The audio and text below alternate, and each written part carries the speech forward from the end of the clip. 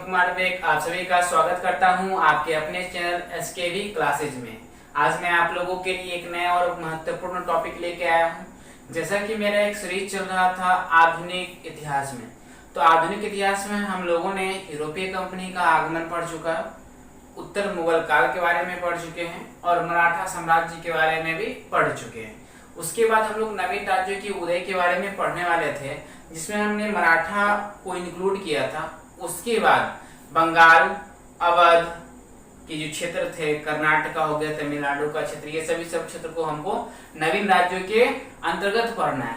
उसमें से जो प्रमुख जिसमें बंगाल आ जाएगा, मैसूर और अवध, ये तीन क्षेत्र हम लोग पढ़ेंगे। साथ साथ पंजाब के क्षेत्र को भी इंक्लूड करेंगे। इससे क्वेश्चंस बहुत ही ज्यादा पूछे जाते हैं और एग्जाम में ये सब टॉपिक जो है हीरो टॉपिक, मतलब क्वेश्चन इससे बनने हैं। तो आज हम लोग नवीन राज्य के उदय में ही सबसे पहला स्टेट जिसको उठा रहे हैं वो है हम लोग का बंगाल। तो बंगाल के बारे में जानेंगे। आइए स्टार्ट करते हैं। बंगाल, नवीन राज्यों के उदय में पहला बंगाल के बारे में। तो पहले स्टार्ट करने से पहले हम थोड़ा बंगाल के बारे में बता देना चाहते हैं, इसकी विशेषता को। जैसा कि आप सभी को पता होगा कि बंगाल बहुत ही धनी प्रांत था, क्योंकि उस समय मुगल बादशाह के अंतर्गत था और इस समय जो है अंग्रेज का भी केंद्र बना हुआ था। अंग्रेज सोच रहा था बंगाल को हम अपना अधिकार बनाएं, क्योंकि बंगाल एक ऐसा क्षेत्र था जिसमें अब अभी वर्तमान में जो अलग अलग पार्ट हो गया, उस समय बंगाल के अंतर्गत कौन सा, उड़ीसा का भी क्षेत्र आता था, बंगाल का, बिहार का, ये सब क्षेत्र आता था, जो बहुत ही ज्यादा धनवान राज्य के अंतर्गत वो आता था। इसी को ध्यान में रखते हुए 1701 ईस्वी में औरंगजेब के द्वारा मुर्शिद कुली खां को यहाँ का नवाब बनाया गया। नवाब बना 1701 ईस्वी में जब नवाब बनाया गया था, तो 1704 ईस्वी के दौरान ही औरंगजेब के पोते अजीम उस शान और मुर्शिद कुली खां दोनों के बीच में हमेशा मुठभेड़ चलते रहता था, हमेशा। इसी बात को लेकर 1704 ईस्वी में मुर्शिद कुली खां ने जो इसका क्षेत्र था, कौन सा क्षेत्र, बंगाल का क्षेत्र का राजधानी ढाका बनाया था, उसको परिवर्तित करके मुर्शिद कुली खां के क्षेत्र के अंतर्गत रख लिया। अब देखिए, इससे पहले भी इसकी राजधानी मकसूदाबाद थी। तो 1704 ईस्वी की घटना को हम लोग देख चुके हैं। इसके बाद जो घटना रहती है उसके ज्यादा इंपॉर्टेंट है कि शाहजहां के पीरियड में ही एक मुगल कालीन महिला बीमार पड़ जाती है, तो डॉक्टर बॉटम के द्वारा उनका इलाज किया जाता है और इलाज करने के बाद मात्र 3000 रुपये में बंगाल, बिहार और उड़ीसा के क्षेत्र में व्यापार करने की अनुमति दे देती है। 1651 ईस्वी में अंग्रेजों के द्वारा पूरब के क्षेत्र में एक मैप के माध्यम से हम थोड़ा देख लेते हैं ताकि समझना आसान हो जाए। हम लोगों का ये इंडिया का मैप होगा, जिसमें एक हल्का सा एक डेमो टाइप का होगा, इसमें आप समझेंगे कौन कौन सा पार्ट है।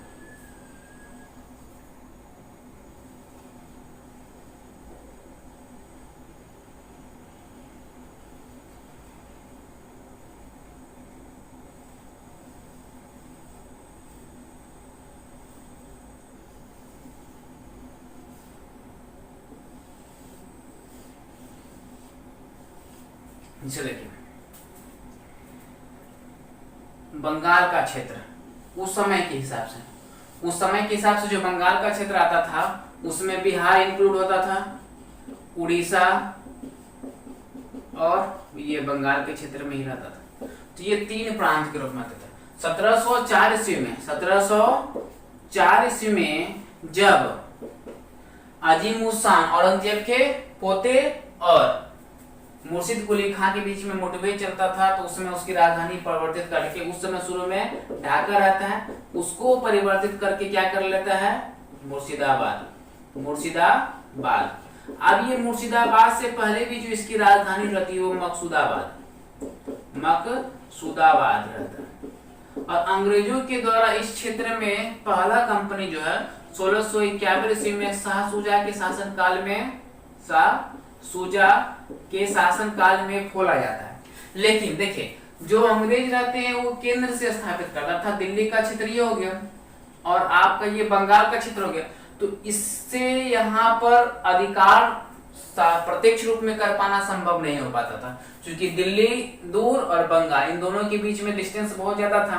तो 1651 ईस्वी में कंपनी का तो खोल लिया गया, लेकिन कंपनी खोलने के बाद भी इसका जो देख रेख किया जाता था, इसके अंग्रेज का जो भी कंपनी बनाया गया था उसका देख रेख भी कौन करता था? तो बंगाल के नवाब के द्वारा ही किया जाता था। लेकिन जब शाहजहां के पीरियड में, शाहजहां के शासनकाल में यहाँ की जो महिलाएं थी उनके और बीमार पड़ जाती है, और बीमार पड़ने के बाद डॉक्टर बॉटम के द्वारा इनका इलाज किया जाता है और मात्र 3000 रुपये में बंगाल, उड़ीसा और बिहार के क्षेत्र पर व्यापार करने की अनुमति दे दी जाती है। उसके बाद 1658 एक पीरियड और भी आता है, 1658 की बात हम चर्चा कर लेते हैं कि अजीम उसान जो रहता है, सूतीनाता, कालिकाता और गोविंदपुरा, इस तीनों क्षेत्र को अंग्रेजों के हाथ में सौंप देते हैं और 1700 ईस्वी में विलियम फोर्ट की स्थापना वहीं पे करते हैं। 1717 ईस्वी का बात करें तो 1717 ईस्वी में फर्रुखसियर के पीरियड में ही मैग्ना कार्टा के अवसर पर 3000 रुपये में पूरा दीवानी जो है बंगाल, उड़ीसा और बिहार का क्षेत्र कर मुक्त रूप में व्यापार करने की अनुमति दे दी जाती है। तो इतना हम लोग सिर्फ बंगाल के बारे में पढ़े, इसलिए हम लोग पढ़े बंगाल के बारे में। आखिर ललक क्यों था बंगाल की ओर आने के लिए? आखिर लोग बंगाल क्यों जाना चाहते थे? अंग्रेज का अधिकार क्षेत्र बंगाल क्यों होना चाहता था? अब मुगल बादशाह भी जो थे वो अपना क्षेत्र बंगाल ही क्यों बनाना चाहते थे? देखिए इसमें तो बहुत सा सुविधा, चूंकि इधर इस साइड यदि हम लोग देखेंगे, एक साइड यदि हम लोग देखें तो इस साइड हम लोग का तो नदी है, मतलब महासागर, जिसको हम लोग तो बे ऑफ बंगाल, बंगाल की खाड़ी है, बंगाल की खाड़ी। तो इधर से व्यापार होने की अभी सुविधाएं ज्यादा है। अब बंगाल के क्षेत्र में हम लोग जाए, पश्चिम बंगाल के क्षेत्र में भी हम लोग, तो इस यहाँ पे भी चावल का उत्पादन सबसे ज्यादा होता है। अच्छे अच्छे ब्रांड का भी भारत में जो भी रहता है, भारत में अच्छे अच्छे ब्रांड का जो चावल है वो अभी फिलहाल जो है बंगाल से, पश्चिम बंगाल से ही आता है। तो ये इस क्षेत्र में क्यों आक्रमण करना चाहते, क्यों अधिकार बनाना चाहते थे? तो दिल्ली के केंद्र में जिसे अंग्रेज बैठे रहते थे, उनका कंपनी यहाँ खोला गया था, लेकिन इसके बीच में डिस्टेंस ज्यादा होने के कारण बंगाल के नवाब के द्वारा इसकी कंपनी देखा जाता था। बाकी ये प्रकार हम लोग सिर्फ इसके बारे में एक अप्रोच लिए ताकि बंगाल पे क्यों अधिकार करना चाहता था इसके बारे में जानने के। अब देखिए बंगाल में एक क्रम रहा, नवाबों का एक क्रम रहा कि नवाब किस प्रकार से अपना एक क्रम बनाए रखे थे, उसके बारे में भी हम लोग देखेंगे। देखिए बंगाल में जो नवाब बने थे, सबसे पहला नवाब बना था मुर्शिद कुली खां। मुर्शिद कुली खां के बाद जो बनते हैं वो बनते हैं कौन सा, जिसमें एक पॉइंट हम इंक्लूड किया, सुजाउद्दीन। ठीक है, सुजाउद्दीन बनते हैं। उसके बाद जो आता है सरफराज का नाम आता है। उसके बाद हम लोग इंक्लूड करते हैं अलीवर्दी खां। अलीवर्दी खां के बाद आता है सिराजुद्दौला। फिर से हम लोग मीर जाफर के बारे में पढ़ेंगे, मीर कासिम, फिर मीर जाफर, फिर निजामुद्दौला, सैफुद्दौला, मुबारकुद्दौला। ये क्रम है, बंगाल का जो नवाब हम लोग पढ़ेंगे क्रम है। हो सकता है मे भी एग्जाम में पूछ दे कि बंगाल को एक क्रम में व्यवस्थित करे, तो हमारा पहला क्या हो जाएगा, मुर्शिद कुली खां, दूसरा सुजाउद्दीन हो जाएगा, सैफुद्दीन, सुजाउद्दीन के नाम से हम लोग जानते हैं, तीसरा हो जाएगा सरफराज, चौथा क्या हो जाएगा, चौथा अलीवर्दी खां, पांचवा सिराजुद्दौला, मीर जाफर, मीर कासिम, फिर से मीर जाफर, निजामुद्दौला, सैफुद्दौला और मुबारकुद्दौला। ये एक क्रम बना रहा बंगाल का। अब इसमें देखेंगे किस नवाब के पीरियड में कौन कौन से युद्ध हुए, कौन कौन से अच्छे काम हुए।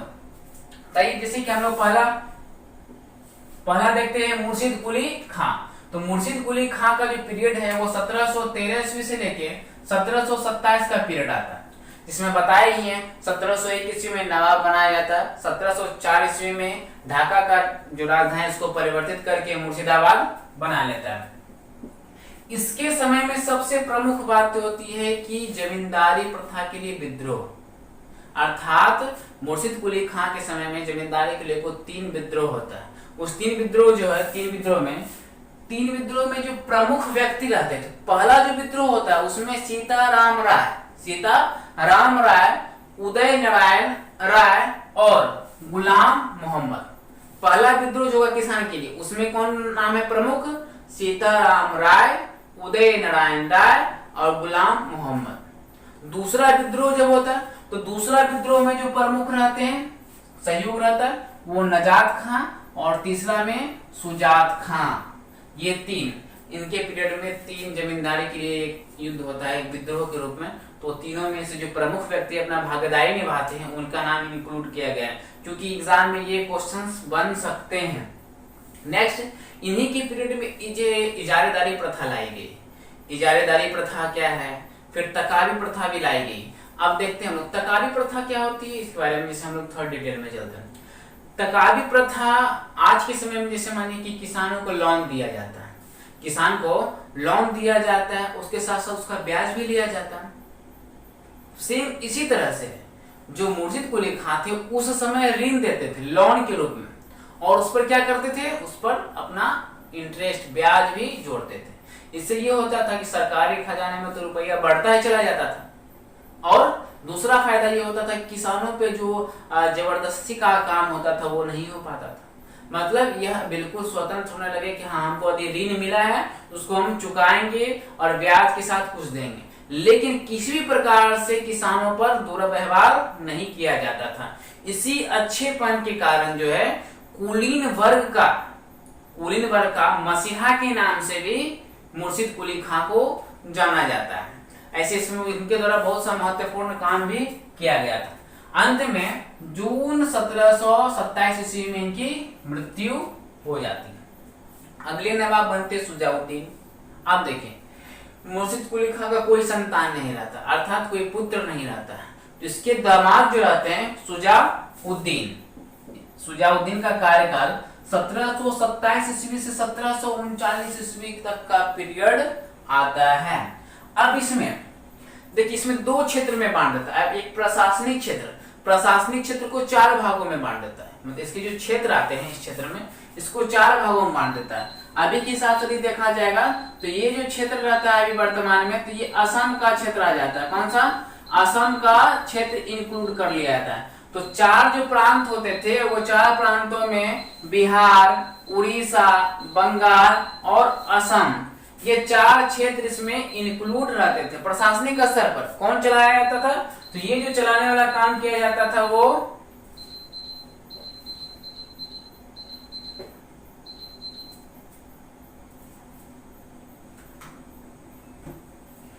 उसके हिसाब से देखा जाए तो 4 भागों में प्रशासनिक को बांटा हुआ था, जिसमें यदि हम लोग बोले तो इसमें प्रशासनिक स्तर पर जो सेनापति का काम करता था वो अलग होता था, पूंजीपति का जो काम करता था वो अलग होता था। तो अमीन चंद्र जो एक सलाहकार के रूप में थे, अमीन चंद्र वो पूंजीपति का काम करते थे, अर्थात रुपये वगैरह की जो देख रेख करती थी वो अमीन चंद्र के द्वारा किया जाता था। जबकि मानिक चंद्र, जगत सेठ, मानिक चंद्र के द्वारा भी सलाहकार के रूप में काम किया जाता। 4 व्यक्ति का नाम इसमें प्रमुख लेते हैं हम लोग। किसका नाम? अमीन चंद्र, मानिक चंद्र, जगत सेठ, ये प्रमुख सलाहकार के रूप में रहते थे, जो सहयोग करते थे किसका? सुजाउद्दीन का सहयोग करते थे। उनके द्वारा ये 4 सूबे क्षेत्रों में बांटा गया था। उनका जो क्षेत्र आता था बिहार, उड़ीसा, बंगाल और असम, इस 4 क्षेत्र पर अपना वर्चस्व बढ़ाने के लिए, मतलब एक बड़ा सा क्षेत्र था, इसको 4 अलग अलग भागों में बांट दिया अपना वर्चस्व बढ़ाने के लिए। नेक्स्ट पॉइंट इसमें एक, हाँ, बिहार का उस समय नवाब बनाया था किसको? अलीवर्दी खां को बनाया था। अब इसी के पीरियड में 1739 ईस्वी के दौरान ही एक क्रांति होती है जिसमें सुजाउद्दीन मारा जाता है। फिर अगला नवाब सरफराज बनता है। ये वही सरफराज है जो सुजाउद्दीन का पुत्र रहता है।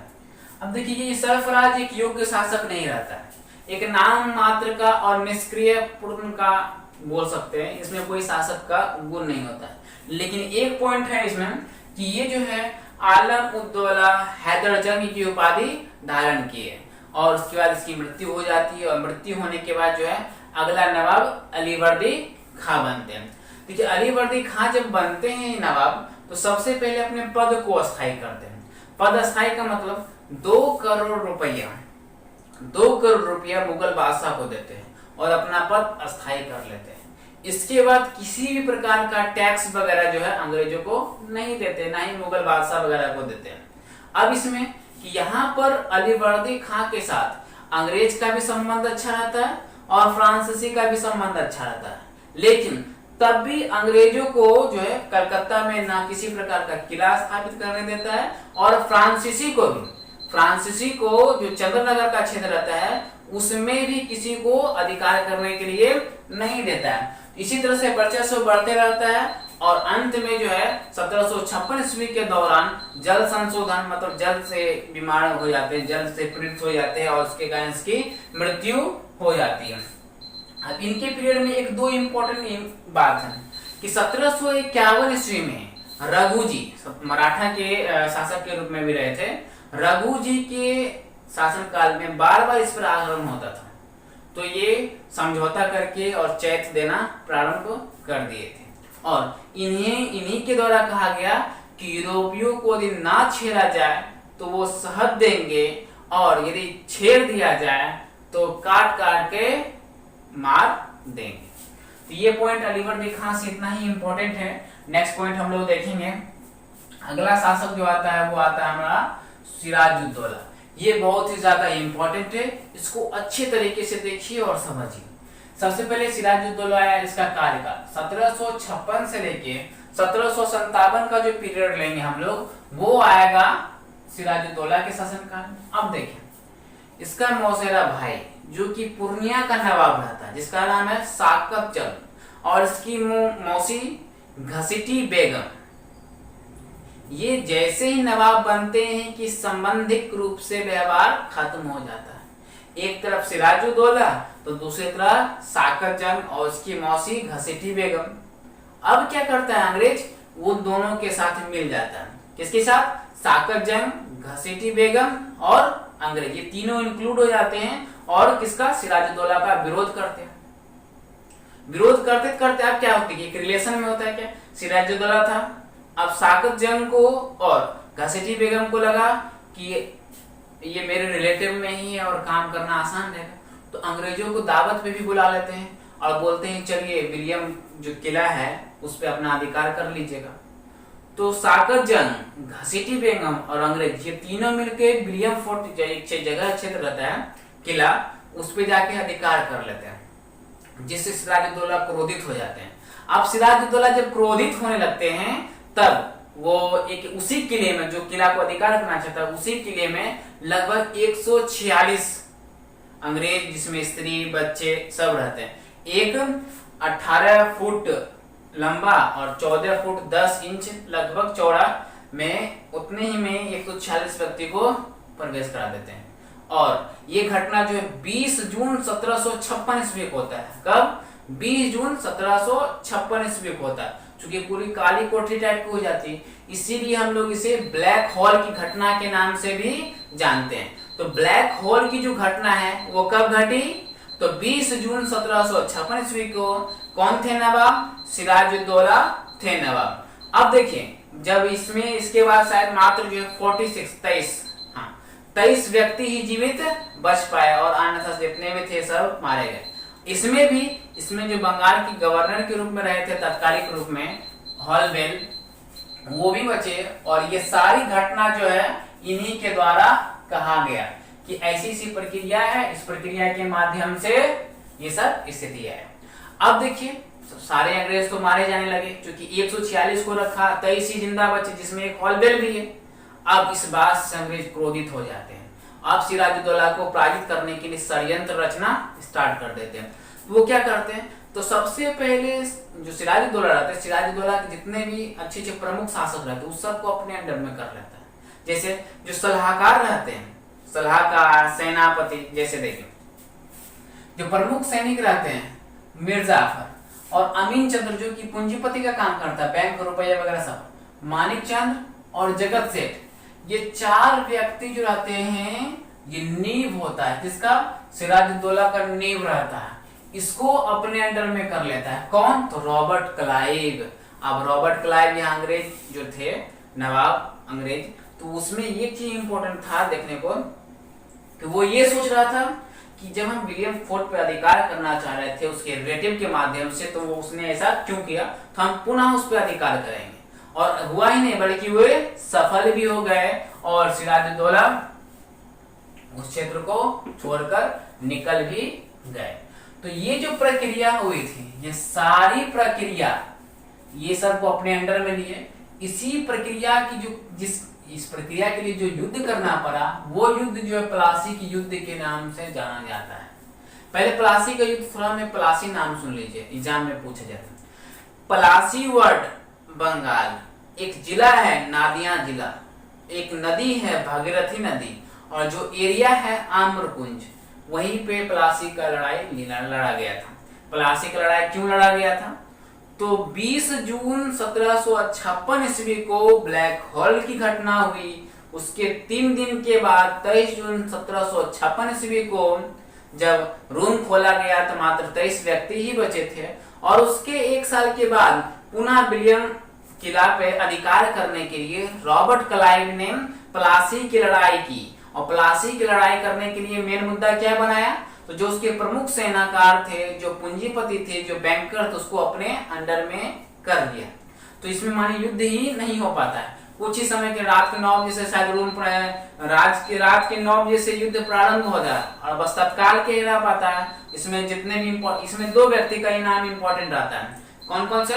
तो जो इनाम इसमें सिराजउद्दौला के अंतर्गत ही इसके काम करते हैं मीर मदान और मोहनलाल। ये अच्छे सैनिक देशभक्त के रूप में काम करते हैं। तो ये दोनों सपोर्ट करता है किसका?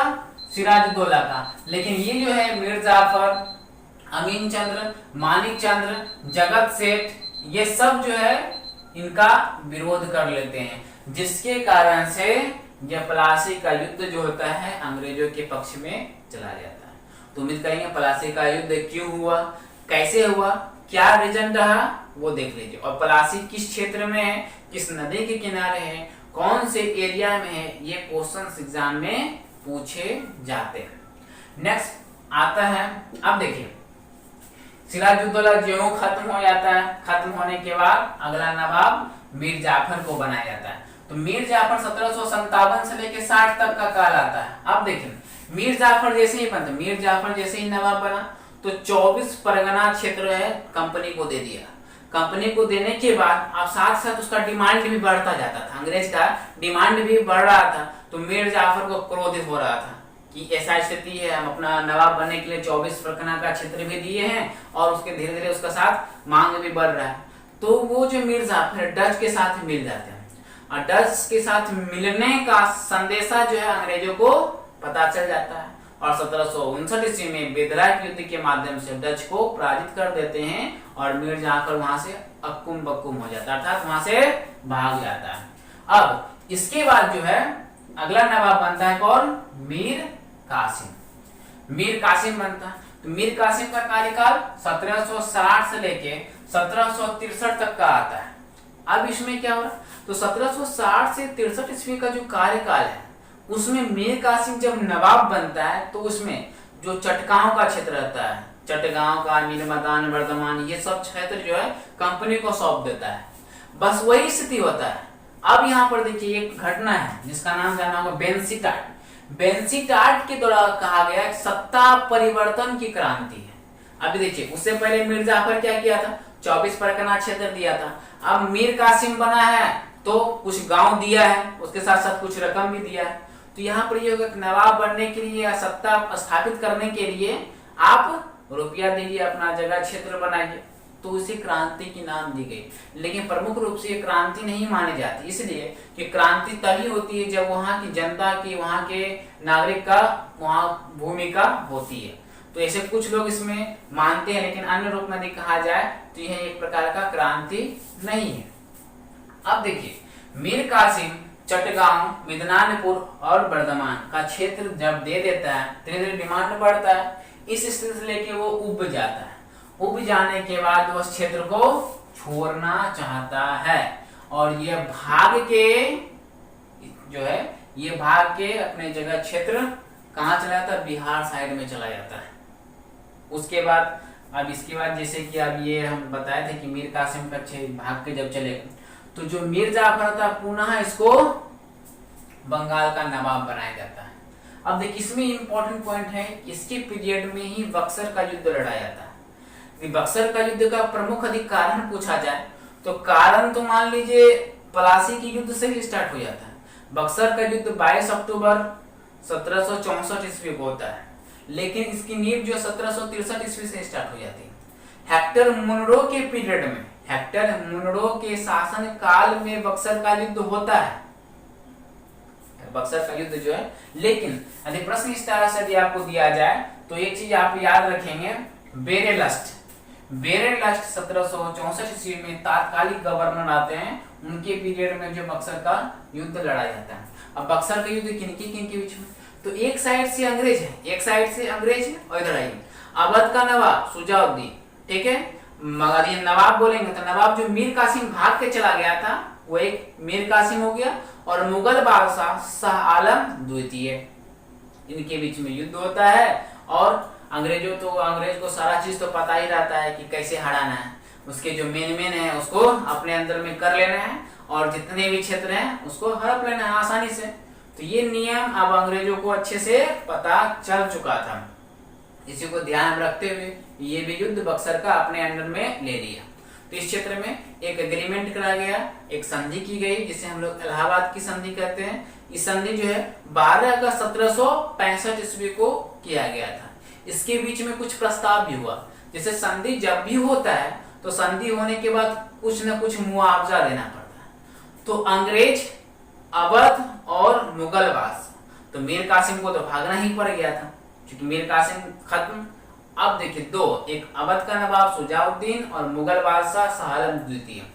अब इन दोनों के माध्यम से अंग्रेज, अब देखिए आपको पता होगा पूरे भारत पे शासन करने वाला अवध का क्षेत्र, मुगल का क्षेत्र जब इसके अंडर में आने लगा, इसका राजनीतिक हस्तक्षेप बढ़ने लगा। पहले तो व्यापारिक अधिकार करता ही था, व्यापार पे अधिकार करता ही था, और धीरे धीरे राजनीतिक हस्तक्षेप भी बढ़ गया। अब सत्ता इसके हाथों में आने लगी। तब यहां से देखा जाता है, प्रमुख रूप से प्रश्न आपसे पूछा जाए तो बक्सर के युद्ध के बाद से ही अंग्रेजों का वर्चस्व बहुत ज्यादा बढ़ जाता है। अब प्रस्ताव में क्या होता है, तो अवध का कुछ क्षेत्र और मुगल के अंतर्गत जो क्षेत्र रहता है वो सब कुछ क्षेत्रों को अंग्रेजों को देना पड़ता है। अंग्रेज की कंपनी उसे अपने अंडर में ले लेती है और सुचारू रूप से अपने रूप में चलाना प्रारंभ कर देती है। बक्सर की युद्ध देख लेते हैं। अंग्रेज अवध का नवाब शुजाउद्दौला, मुगल जो है शाह आलम द्वितीय, मीर कासिम अपदस्थ क्यों लिखे, क्योंकि वो तो भाग जाता है, उसके जगह पाता है मीर जाफर। तो मीर जाफर के समय में मीर कासिम पूर्व बंगाल का नवाब और अंग्रेज अलग रहते हैं। अवध का नवाब शुजाउद्दौला, मुगल शाह आलम द्वितीय और मीर कासिम, तीन एक साइड और वो एक साइड। इसके बाद जो है इलाहाबाद की संधि होती है 12 अगस्त 1765 ईस्वी को, जिसमें प्रस्ताव कुछ रहता है। कुछ प्रस्ताव में अवध और मुगल को अपने अपने कुछ क्षेत्र देने पड़ते हैं, और प्रमुख रूप से जो सत्ता पर अधिकार रहता है वो मुगलों का हो जाता है। नेक्स्ट देखते हैं, इनके बाद जो नवाब बनता है, जब ये मीर कासिम मीर जाफर हट जाते हैं तो आता है निजामुद्दौला। ठीक है, निजामुद्दौला मिलेगा क्षेत्र कभी कभी आपको।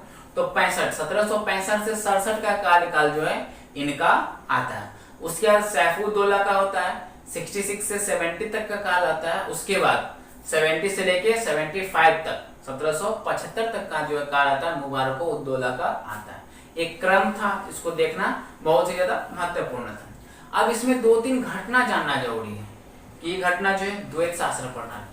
द्वैत शासन प्रणाली रॉबर्ट क्लाइव के द्वारा 1765 से लेकर 1772 ईस्वी तक बनाए रखा। 1765 ईस्वी में द्वैत शासन प्रणाली लाया गया। अब ये द्वैत शासन प्रणाली लाया क्यों गया, कारण क्या? देखिए, द्वैत शासन प्रणाली का मतलब ये होता था कि प्रशासनिक स्तर पे कोई और चलाएगा और राजनीतिक स्तर पे कोई और चलाएगा। अर्थात कंपनी जो थी वो रुपया वगैरह की देखरेख करती थी। रुपया वगैरह मतलब ये हो गया, कंपनी में जो उसको मुआवजा वगैरह होता था वो अलग क्षेत्र था और प्रशासनिक के लिए अलग क्षेत्र हो गया था। बक्सर का युद्ध जैसे ही वो जीता, इस सभी पहले व्यापार करने के लिए सोना चांदी अपने इंग्लैंड से मंगाते थे। उसके बाद फिर क्या हो गया कि धीरे धीरे जैसे ही बक्सर का युद्ध जीता, जीतने के बाद सारा धन अपने अंडर में लेने लगा। इसके लिए कोई किसी पर कुछ वार ना कर पाया कि अपने अंडर में लेने लगा। तो ये द्वैत शासन प्रणाली क्या कि जो नवाब था वो प्रशासनिक स्तर पर और रुपया वगैरह जो था वो कंपनी के अंडर में, तो एक ही जगह पर दो जगह शासन हो रहा था। इसलिए हम लोग बोलते हैं द्वैत शासन प्रणाली। ये द्वैत शासन प्रणाली पूरे बंगाल में अकाली छा दिया था। 1770 ईस्वी की ये घटना है जिसे हम लोग बंगाल का अकाल के नाम से भी जानते हैं। स्थिति ऐसी हो गई थी, लोग जानवरों को, आदमी को मार के खाने लगे थे बंगाल के अकाल की स्थिति में, जबकि गोदाम में अनाज भरे रहते थे। ऐसी स्थिति हो गई थी। तब 1772 ईस्वी में कॉर्नवालिस ने इंग्लैंड में प्रस्ताव लाया था। उस प्रस्ताव के माध्यम से ये बोला कि ईस्ट इंडिया कंपनी ने ऐसी स्थिति बना दी कि बंगाल में रहने वाले जितने भी व्यक्ति थे भूखमरी की स्थिति उत्पन्न हो गई। उसके बाद रॉबर्ट क्लाइव को इंग्लैंड बुला लिया गया और ये सारे इल्जाम जो है रॉबर्ट क्लाइव पे चले गए और उसके बाद उससे अपना भार नहीं सह पाया और वे अपने आप को सुसाइड कर लिया। तो ये घटना रहा कॉर्नवालिस 1772 में, द्वैत शासन प्रणाली, बंगाल में अकाल 1770 ईस्वी में। उस समय तत्कालीन गवर्नर जो रहते हैं वो बेंसी टाट रहते हैं। द्वैत शासन प्रणाली का काल 1765 से 1772 रहता है। द्वैत शासन प्रणाली रॉबर्ट क्लाइव के द्वारा लाया जाता है। तो उम्मीद करेंगे कि हमारा आज का ये सेशन आपको पसंद आया होगा। देखिए वीडियो को आप एक बार दो बार देखिए, अच्छे से क्लियर हो जाएगा। उसके साथ साथ कमेंट सेक्शन भी, जो भी प्रॉब्लम है आप कमेंट सेक्शन में कमेंट कीजिए ताकि मैं उसका आपको अच्छे से रिप्लाई दे पाऊं, अच्छे से समझा पाऊं। बाकी अभी आप सभी को पता ही है रेलवे के डेट आ चुके हैं, एनटीपीसी वगैरह, उसके साथ साथ दरोगा कर। तो इसमें मेरा यहाँ तक मानना होगा कि मैं आप लोगों के लिए एक सीरीज लेके आऊंगा। मतलब कम ही होंगे, 10 ही सीरीज होंगे, लेकिन वैसे सीरीज होंगे जो एग्जाम के पॉइंट ऑफ व्यू से इंपॉर्टेंट होंगे। तो एग्जाम जाने से पहले वो सीरीज जरूर देखिएगा और जहां तक होगा मैं सहयोग करूंगा। कुछ ऐसे क्वेश्चंस लूंगा जो एग्जाम के पॉइंट ऑफ व्यू से बहुत ही अच्छे हो।